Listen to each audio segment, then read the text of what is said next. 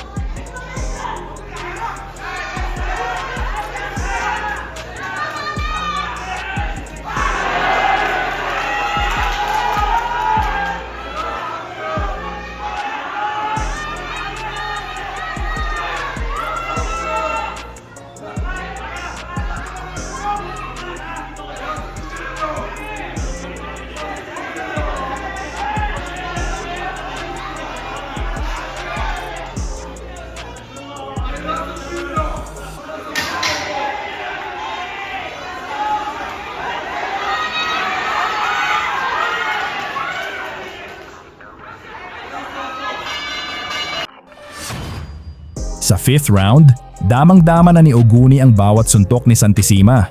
Madalas tumatagos ang mabilis na 1-2 combination ng Pinoy. At sa ilang pagkakataon ay muntik nang bumigay ang Japanese fighter. Ngunit hindi basta-basta susuko ang veteranong dating world champion. Sa kabila ng malalakas na patama, nanatili siyang nakatayo at patuloy na lumaban.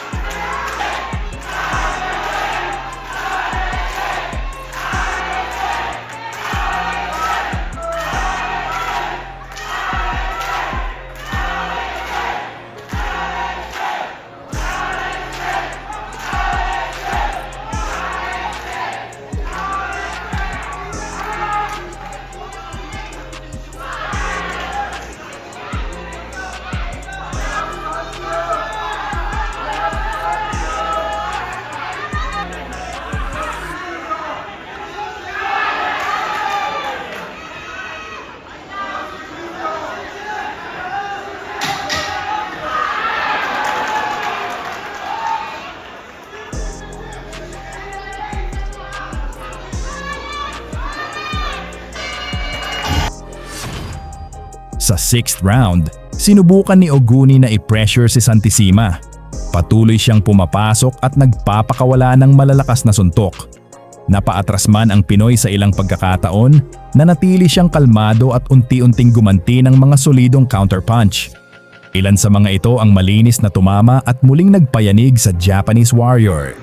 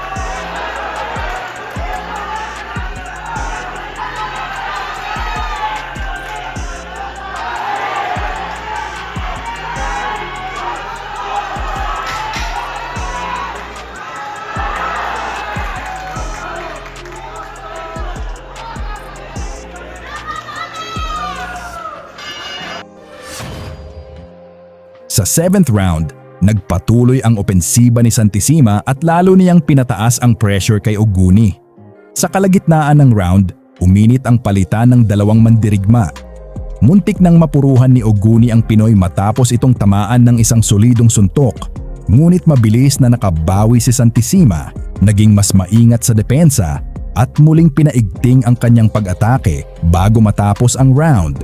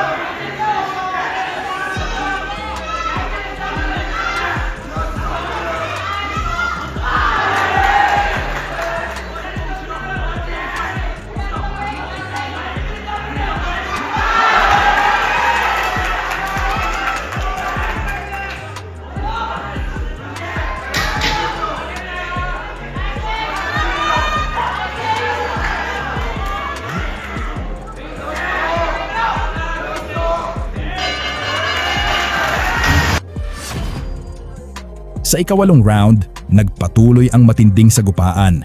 Parehong ayaw bumitaw at walang humpay ang palitan ng malalakas na suntok. Ngunit kapansin-pansin na ng referee ang reaksyon ng katawan ni Oguni sa bawat malinis na patama ni Santissima. Tila yayanig na ang Japanese Warrior. Nang muling makakonekta ang Pinoy ng sunod-sunod na solidong suntok sa katawan at ulo, hindi na nakasagot ng maayos si Oguni. Kaya sa markang 1 minuto at 8 segundo, tuluyan ng pinatigil ng referee ang laban. Panalo si Alex Santissima Jr. via 8th round technical knockout.